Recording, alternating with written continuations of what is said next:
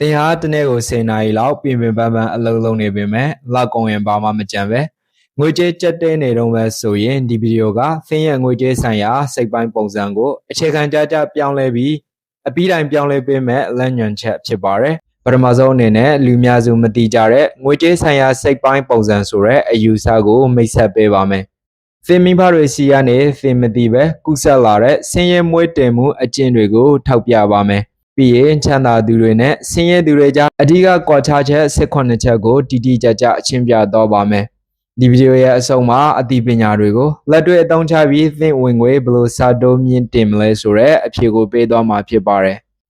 သင်ဟာနိုင်ငံရခြားမှာရောက်နေတယ်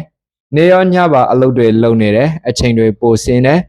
ဒါပေမဲ့နှစ်တွေသာကြာသွားတယ်သင်ပန်အကောင့်ထဲမှာထင်သလောက်ငွေစုမိတာမျိုးမရှိဘူးအကျွေးတွေတန်တရားလင်းနေတော့ပဲဘာကြောင့်လဲသင်မကြိုးစားလို့မဟုတ်ပါဘူးစာရေးဆရာ T.F. အာကရေးသားထားတဲ့တန်ကြွေသတင်းများဤစိတ်နေသဘောထားအခြေခံမှုများစာအုပ်ထဲမှာအခုလိုအခြေအနေတွေကိုချင်းပြထားတဲ့အလွန်နှချိုင်းတဲ့အကြောင်းအရာတစ်ခုရှိပါတယ်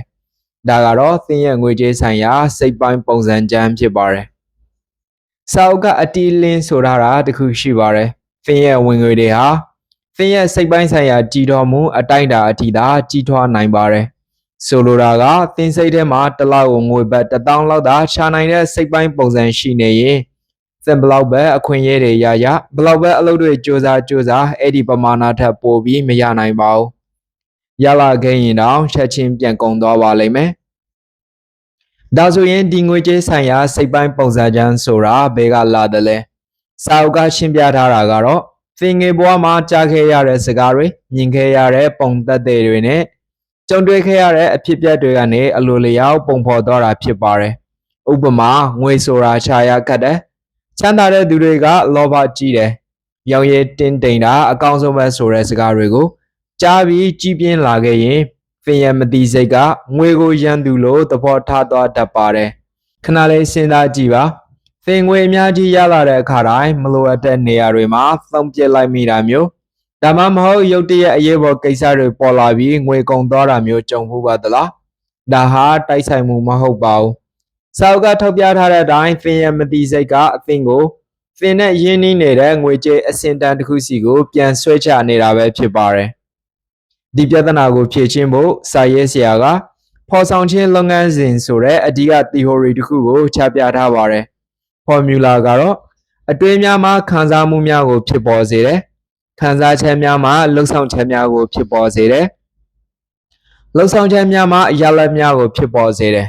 ဒါကြောင့်သင်ရဲ့ငွေကြေးရလဒ်ကိုပြောင်းလဲခြင်းရင်အလုပ်တွေပြောင်းလဲနေုံနဲ့မရပါဘူးအခြေခံအကြဆုံးဖြစ်တဲ့သင်ရဲ့အတွေးတွေကိုအရင်ပြောင်းလဲရပါမယ်ဒီနေရာမှာစာအုပ်ကချမ်းသာကြွယ်ဝမှုဆိုင်ရာ Matter File 18ခုကိုတိတိကျကျခွဲခြမ်းစိတ်ဖြာပြသထားပါတယ်ဒီ file တွေဟာချမ်းသာသူတွေနဲ့ဆင်းရဲသူတွေသို့မဟုတ်တာမန်လူတန်းစားတွေရဲ့တွေးခေါ်ပုံကွာခြားချက်တွေဖြစ်ပါတယ်ဒီချက်တွေကိုတစ်ချက်ချင်းနားလည်ပြီးလက်တွေ့ကျင့်သုံးနိုင်မှသာသင်ရဲ့ငွေကြေးအဆင့်အတန်းဟာတကယ်ကိုပြောင်းလဲသွားမှာဖြစ်ပါတယ် file Matter 1ချမ်းသာသူများသည်မိမိဘဝကိုမိမိဖန်တီးသည်ဟုယုံကြည်ကြသည်ဆင်းရဲသူများကမိမိဘဝသည်ကံတမအလျောက်ဖြစ်ပျက်နေသည်ဟုယုံကြည်ကြသည်စာအုပ်ကအကြံပြုထားတာကသင်ဟာသင်ရဲ့ငွေကြေးအောင်မြင်မှုကြာချုံမှုအလုံးအတွက်တာဝန်ယူရပါမယ်အစိုးရမကောင်းလို့တထဲလာစာမတိုးပေးလို့စီးပွားရေးအခြေအနေမကောင်းလို့ဆိုပြီးအပြစ်တင်နေတာတွေကိုရပ်တန့်ရပါမယ်အပြစ်တင်ခြင်းစင်ချေပေးခြင်းနဲ့ညှဉ်းညူခြင်းတွေဟာသင်ရဲ့စွမ်းရည်တွေကိုစုပ်ယူသွားတဲ့ဆင်းရဲမွေးတင်မှုရဲ့လက္ခဏာတွေဖြစ်တယ်လို့စာရေးဆရာကသတိပေးထားပါတယ်မတန်ဖိုင်နဲ့ချမ်းသာသူများသည်နိုင်ရန်အတွက်ငွေကြေးကစားပွဲကိုကစားကြသည်ဆင်းရဲသူများသည်မချုံစေရန်အတွက်ငွေကြေးကစားပွဲကိုကစားကြသည်တင်းရဲ့ရီမန်းချက်ကပါလဲလာစဉ်ဘယ်တွေပေးနိုင်ဖို့စာဝတ်နေရဲ့အဆင်ပြေအောင်လောက်ပဲလား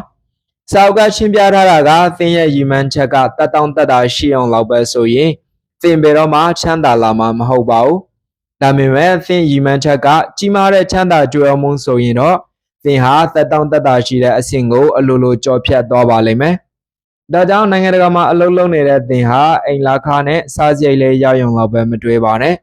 ကျွမ်းကျင်မှုတွေကိုမြင့်တင်ပြီးအမြင့်ဆုံးဝင်ငွေလမ်းကြောင်းတွေကိုရှာဖွေဖို့ရည်မှန်းထားရပါမယ်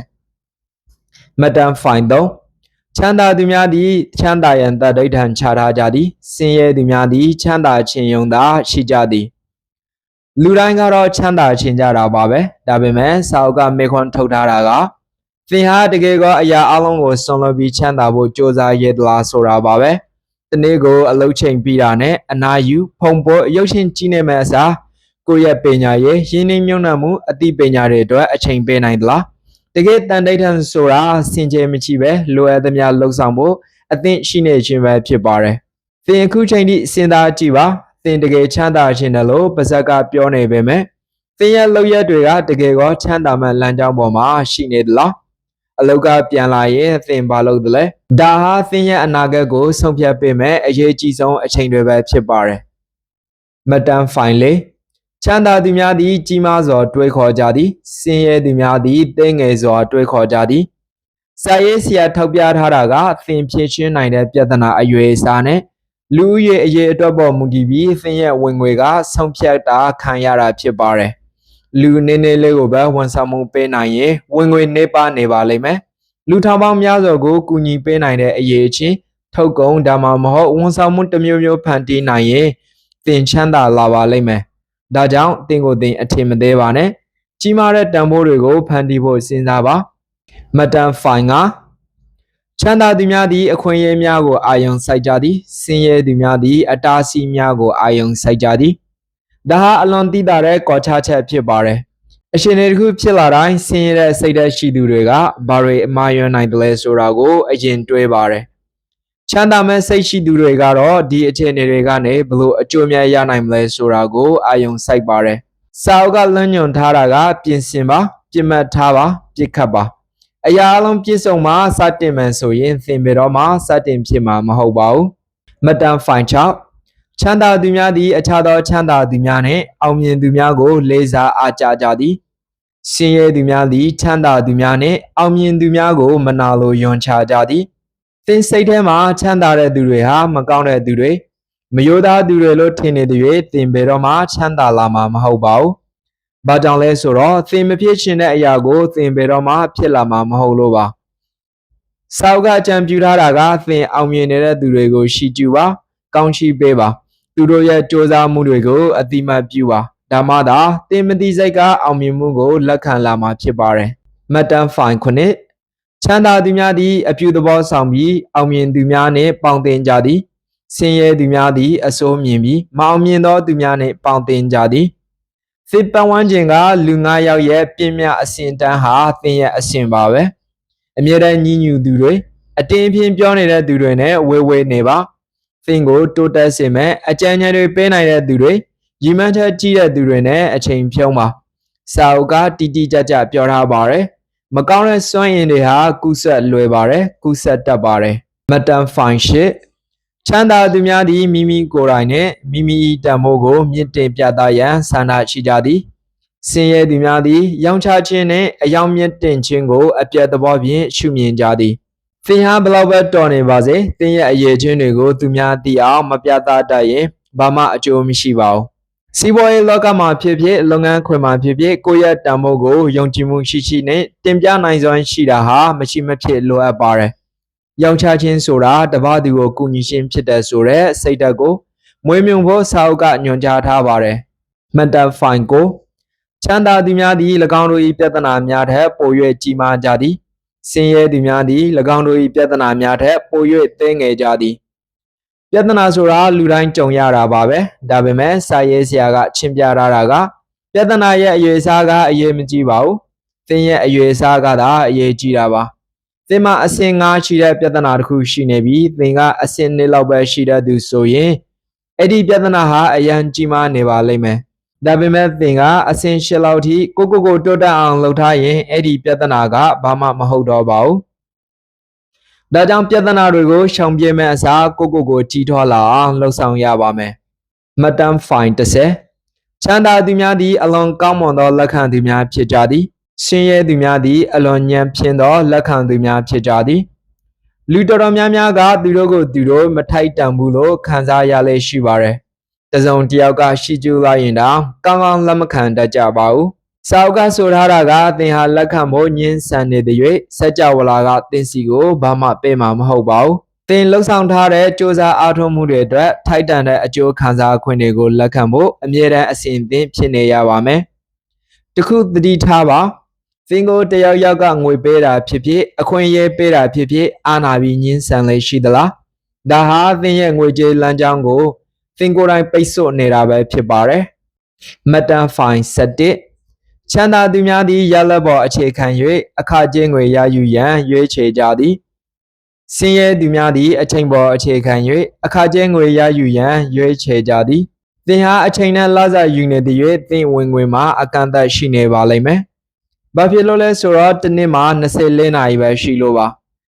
စာအုပ်ကလမ်းညွှန်ထားတာကတကယ်ချမ်းသာကြွယ်ဝမှုဆိုတာကိုယ်တိုင်ဖန်တီးနိုင်တဲ့ရလဒ်ထုတ်လုပ်နိုင်တဲ့တန်ဖိုးတွေပေါ်မူတည်ပြီးဝင်ငွေချခြင်းဖြစ်ပါတယ်ဒါကြောင့်ကိုယ်ပိုင်စီးပွားရေးလုပ်တာဖြစ်ဖြစ်ကော်မရှင်စနစ်နဲ့အလုပ်လုပ်တာဖြစ်ဖြစ်ရလဒ်ပေါ်အခြေခံတဲ့ဝင်ငွေလမ်းကြောင်းတွေကိုဖန်တီးရပါမယ်မှတ်တမ်းဖိုင်စနစ်ချမ်းသာသူများသည်နှစ်ခုစလုံးဟုတွေးကြသည်ဆင်းရဲသူများသည်တစ်ခုမဟုတ်တစ်ခုဟုတွေးကြသည်အလောက်ကိုင်အောင်မြင်ခြင်းသလားဒါမှမဟုတ်မိသားစုနဲ့အချိန်ပေးခြင်းသလားငွေလိုခြင်းသလားဒါမှမဟုတ်ဘဝမှာပျော်ရွှင်ခြင်းသလားတာမန်လူတွေကတစ်ခုကိုရွေးရင်တစ်ခုကိုစွန့်လွတ်ရမယ်လို့ထင်ကြတယ်ဒါပေမဲ့စာရေးဆရာကရှင်းပြထားတာကချမ်းသာတဲ့သူတွေဟာနှစ်ခုစလုံးကိုဘယ်လိုရနိုင်မလဲဆိုတာကိုအမြဲတွေးပါတယ်ကန့်သတ်ချက်တွေကိုဖောက်ထွက်ပြီးနိလန်အသစ်တွေကိုရှာဖွေဖို့ဦးနောက်ကိုအသုံးချရပါမယ်မှတ်တမ်းဖိုင်73ချမ်းသာသူများသည်၎င်းတို့၏အသက်ကြိုးဝမှုကိုအာယုံစိုက်ကြသည်ဆင်းရဲသူများသည်၎င်းတို့၏လုပ်ငန်းခွင်မှဝင်ငွေကိုသာအာယုံစိုက်ကြသည်ဝင်ငွေဘယ်လောက်ရသလဲဆိုတာတဲ့သင်မှာတကယ်ပိုင်ဆိုင်မှုဘယ်လောက်ရှိသလဲဆိုတာကပိုအရေးကြီးပါတယ်စာအုပ်ကရှင်းပြထားတဲ့အသက်ကြိုးဝမှုတိုင်းတာရာမှာအချက်၄ချက်ရှိပါတယ်ဝင်ငွေစုဆောင်းငွေရင်းနှီးမြှုပ်နှံမှုနဲ့ရိုးချင်းစွာနေထိုင်ခြင်းတို့ပဲဖြစ်ပါတယ်ဝင်ငွေတစ်ခုတည်းကိုမကြည့်ပဲဒီလေးချက်စလုံးကိုဟန်ချက်ညီညီတည်ဆောက်နိုင်မှသာစစ်မှန်တဲ့ကြိုးဝမှုကိုရရှိမှာဖြစ်ပါတယ်မှတ်တမ်းဖိုင်ဆက်လေချမ်းသာသူများသည်၎င်းတို့၏ငွေကြေးကိုကောင်းစွာစီမံခန့်ခွဲကြသည်ဆင်းရဲသူများသည်၎င်းတို့၏ငွေကြေးကိုညံ့ဖျင်းစွာစီမံခန့်ခွဲကြသည်ငွေများများရလာမှစီမံခန့်ခွဲမယ်ဆိုတဲ့အတွေ့ဟာလုံးဝမှားယွင်းပါတယ်စာအုပ်ကအခိုင်အမာဆိုထားတာကလက်ရှိရှိနေတဲ့ငွေကိုအသေးချာစီမံခန့်ခွဲနိုင်မှသာပုံမများပြတဲ့ငွေတွေဝင်လာမှာဖြစ်ပါတယ်ဝင်ငွေနေပါပါစေဘဏ်အကောင့်တွေကိုစနစ်တကျခွဲခြားထားရပါမယ်ယင်းနှမြုံနှံရန်ပညာရေးအတွက်လိုအပ်သောအသုံးစရိတ်စသဖြင့်အချို့ကျခွဲဝေသုံးစွဲတဲ့အလေးချင်းဟာမရှိမဖြစ်လိုအပ်ပါတယ်မှတ်တမ်းဖိုင်15စံသာသောသူများသည်၎င်းတို့အတွက်ငွေကအလုပ်လုပ်ပေးစေသည်ဆင်းရဲသူများသည်ငွေအတွက်၎င်းတို့ကအလုပ်လုပ်ပေးကြသည်ဒါဟာငွေကြေးလွတ်လပ်ခွင့်ရဲ့အဓိကသောချက်ဖြစ်ပါတယ်တာမန်လူတွေကငွေရဖို့ခွန်အားနဲ့အချိန်တွေကိုရင်းရပါတယ်ဒါပေမဲ့စာရေးဆရာကရှင်းပြထားတာကချမ်းသာတဲ့သူတွေဟာအစာပိုင်းမှာသာကြိုးကြိုးစားစားအလုပ်လုပ်ကြပြီးနောက်ပိုင်းမှာသူတို့ရှာထားတဲ့ငွေတွေကိုရင်းနှီးမြှုပ်နှံမှုတွေကနေတဆင့်သူတို့အတွက်ပြန်လဲအလုပ်လုပ်ပေးစေတာဖြစ်ပါတယ်အိမ်ချမ်းမြေရှယ်ယာဒါမှမဟုတ်စီးပွားရေးလုပ်ငန်းတွေမှာရင်းနှီးမြှုပ်နှံပြီး passive income ခေါ်အလုံးမလုံးပဲဝင်လာတဲ့ငွေလမ်းကြောင်းတွေကိုဖန်တီးရပါမယ်။ဒီကွန်ထုတ်စရာရှိလာပါပြီ။သင်အခုလုပ်နေတဲ့အလုပ်ကသင်အသက်ကြီးလို့အလုံးမလုံးနိုင်တော့တဲ့အချိန်ထိသင်ကိုကြိုးမွေးဆောင်ချောက်သွားနိုင်မလား။မနိုင်ဘူးဆိုရင်အခုကတည်းကသင်ငွေတွေကိုရင်းနှီးမြှုပ်နှံဖို့စတင်စဉ်းစားရပါတော့မယ်။မှတ်တမ်းဖိုင်16ချမ်းသာသူများသည်အကြောက်တရားများရှိနေတော့လဲအလုပ်ကိုလှုပ်ဆောင်ကြသည်ဆင်းရဲသူများသည်အကြောက်တရားများကြောင့်အလုပ်လုပ်ခြင်းကိုရပ်တန့်လိုက်ကြသည်ကြောက်ရွံ့မှုတန်တရားဖြစ်မှုစိုးရိမ်ပူပန်မှုဆိုတာလူတိုင်းမှာရှိကြပါတယ်ဒါပေမဲ့စာအုပ်ကထောက်ပြထားတာကအောင်မြင်သူတွေဟာအဲ့ဒီခံစားချက်တွေကိုအချုံမပေးပါဘူးတတောင်တတရှိတဲ့ဇုံထဲကနေယုံထွက်ပြီးအစင်မပြေမှုတွေကိုရင်ဆိုင်ရတဲ့တတိကသာတင်ကိုကြည်ပေါ်တိုးတက်စေမှာဖြစ်ပါတယ်လှုပ်ရှားရှိတာကိုခံစားချက်မပါပဲစီကံချီချီလှုပ်ဆောင်တတ်တဲ့အကျင့်ကိုမွေးမြူရပါမယ်။မတ်တာဖိုင်19ချမ်းသာသူများသည်အမြဲတမ်းတင်ယူပြီးကြီးထွားနေကြသည်ဆင်းရဲသူများသည်၎င်းတို့အားလုံးကိုတီးပြီးပြီဟုထင်ကြသည်ကဘာကြီးကအမြဲပြောင်းလဲနေပါတယ်။သင်ဟာမနေ့ကအတိပညာနဲ့ဒီနေ့ခေတ်မှာအောင်မြင်အောင်လုပ်လို့မရပါဘူး။စာအုပ်ကသတိပေးထားတာကငါတီးပြီးသားပါဆိုတဲ့စကားလုံးဟာအန်ဒရီအချီဆုံးစကားလုံးဖြစ်ပါတယ် ကိုယ့်ရဲ့ကျွမ်းကျင်မှုတွေကိုအမြဲတမ်းမြင့်တင်နေရပါမယ်စာအုပ်တွေဖတ်ပါသင်တန်းတွေတက်ပါမာစတာတွေစီကနေသင်ယူပါသင်ကိုယ်သင်ရင်းနှီးမြှုပ်နှံခြင်းဟာအကောင်းဆုံးရင်းနှီးမြှုပ်နှံမှုဖြစ်ပါတယ်